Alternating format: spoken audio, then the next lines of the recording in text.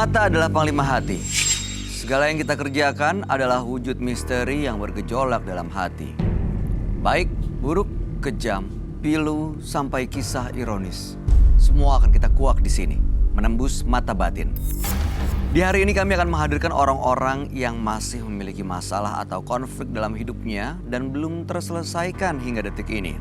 Seperti bintang tamu yang hadir di samping saya adalah seorang artis yang konon kabarnya memiliki konflik dengan mantan tunangannya. Novi Rizky, selamat malam. Malam. Gimana ceritanya? Saya udah tunangan, kurang lebih 4 tahun. Oke. Sampai akhirnya tinggal nikah. Ditinggal nikah sama siapa? Mantan tunangan. Mantan tunangan. Jadi dia menikah sama? Selingkuhannya.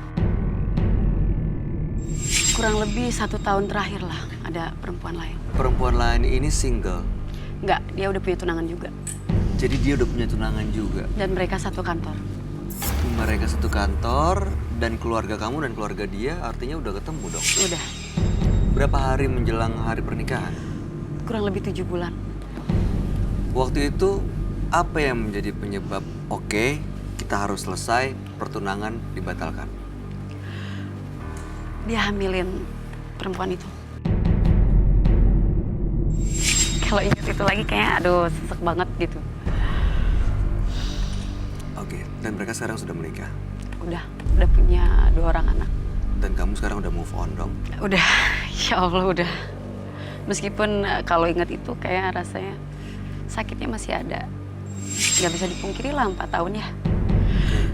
Bukan waktu yang sebentar dan sebelumnya aku gak pernah mengalami pacaran selama itu. Gimana cara kamu saat lagi merasa down, lagi luka, lagi sakit, apa yang kamu lakuin supaya semangat lagi? Dulu sih sempet kepikiran buat mengakhiri hidup. Tapi amit-amit gitu, untungnya saya bersyukur masih ada keluarga, masih ada sahabat yang bisa support saya. 1 minggu saya nggak mau makan, saya nggak mau keluar kamar. Sampai akhirnya kamar didobrak sama keluarga saya. Terus saya berapa kali di pesantren ini, sampai berapa kali di Rukiah. Kurang lebih 2,5 tahun saya nggak mau berhubungan sama cowok, nggak mau berteman dengan cowok.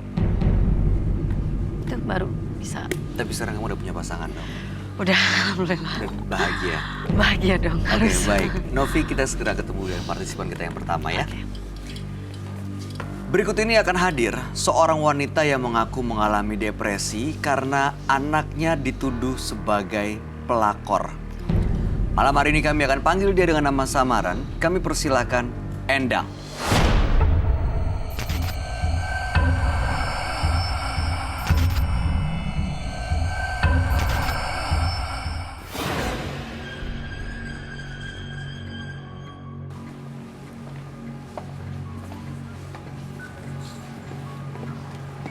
Silakan.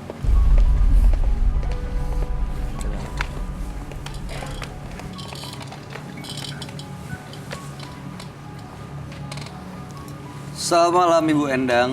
Selamat malam. Apa yang mau Ibu ceritakan? Banyak sih sebenarnya.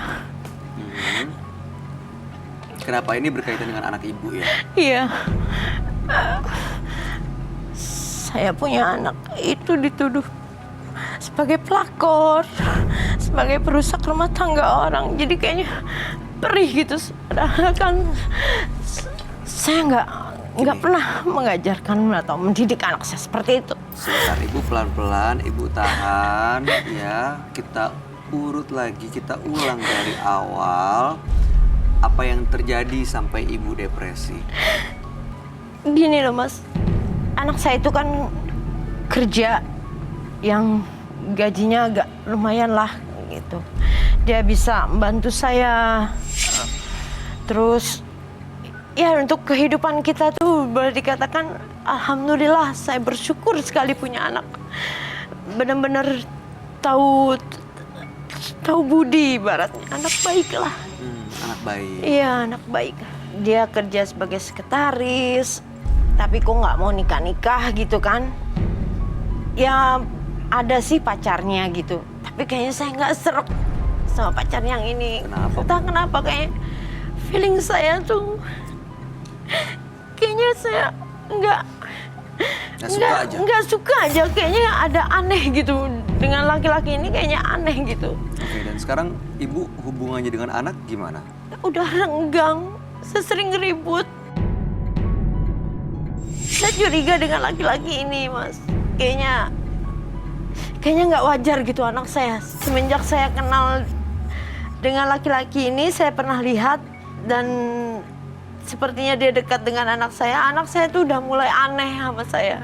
Ini anak ibu perempuan atau laki-laki? Perempuan. Gajinya itu semenjak kayak kenal dengan laki-laki ini kayaknya udah apa ya, nggak pernah lagi ngasih uang ke saya gitu. Oke, tapi ibu pengen sebenarnya anaknya menikah. Iya, pengen banget. Nah, kalau gitu kan sekarang sudah ada pacarnya. Ibu kenapa nggak mau? Saya nggak mau dengan laki-laki itu. Kayaknya hati saya nggak serak. Saya punya tukang urut. Tukang urut, ibaratnya langganan saya lah. Ada ibu-ibu. Dia punya anak muda, namanya si. Saya kalau ngeliat itu kayaknya, aduh, hati saya tenang gitu. Kalau ngeliat dia kayaknya perasaan gini, mungkin dia cocok dengan ini. Anaknya soleh. Anak ibu tahu? Anak saya pernah saya ajak ngomong kayak gitu dan dia juga kenal karena teman kecil kan. Tapi dia nggak mau sama ini, kan selalu menolak. Karena apa? Memang ya mungkin karena latar pendidikan dan pekerjaannya yang dia kayak ini. Ya mungkin anak ibu punya pilihan sendiri kali ya. Pekerjaan sekarang apa, Bu? OB. Fishboy di sebuah perusahaan. Iya. Apa harapan ibu dengan datang ke Menembus Mata Batin? Saya cuma mau minta tolong sama Mas Bayu sama Mas Roy nanti. Tolong dilihatin ini nih. Anak saya nih kenapa kok jadi aneh sama saya gitu. Perubahan sikapnya ini karena apa? Sangat gitu ya? beda. Ibu curiga ini berkaitan dengan pacarnya. Iya, dan saya kayaknya curiga diguna-gunain gitu. Masa, Bu? Iya, soalnya kayaknya anak saya tuh kayak kegila-gilaan banget gitu. Ibu, nanti kita coba ungkap ya sebenarnya apa penyebabnya. Benar gak kecurigaan ibu ya? Kami akan Amin, ajak ya. ibu untuk Amin. langsung bertemu dengan sahabat kami. Dia adalah seorang indigo. Kami persilakan Roy Kiyoshi. Sebelumnya, tim Mata Batin sudah memberikan tanggal lahir dan nomor rumah partisipan kepada Roy Kiyoshi. Dengan mata batinnya, Roy akan membaca berdasarkan angka yang kami berikan.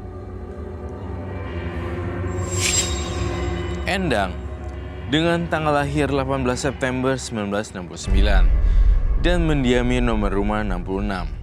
Sosok wanita yang sangat memiliki feeling yang kuat terhadap suatu hal. Hal itu disebabkan karena ia adalah orang yang sangat memahami perasaan orang lain. Saya melihat dirinya saat ini berada dalam suatu kecemasan yang berlarut-larut. Kesedihan juga hadir dalam hidupnya. Entah mengapa saya merasakan kalau ia menantikan sebuah jawaban yang sesuai dengan harapannya agar berakhir dengan kebahagiaan.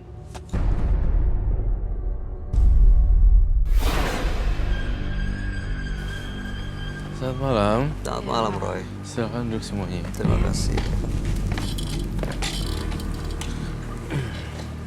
Mbak Endang, tanggal lahirnya 18 bulan 9, 1969 dan nomor rumah 66. Betul. Oke, Mbak Endang ini hubungan dengan anak perempuannya tidak baik, merenggang. Terutama sejak setahun belakangan. Curiganya ini karena ada pacar si anak yang merubah cara pikirnya. Karena kemungkinan kelihatannya si pacarnya ini morotin anaknya. Padahal Ibu Endang pengen anaknya menikah, tapi sama orang lain. Sudah ada nih laki-laki yang dicalonkan. Lebih baik. Yang menurut Ibu Endang kayaknya ini kamu lebih baik sama ini deh.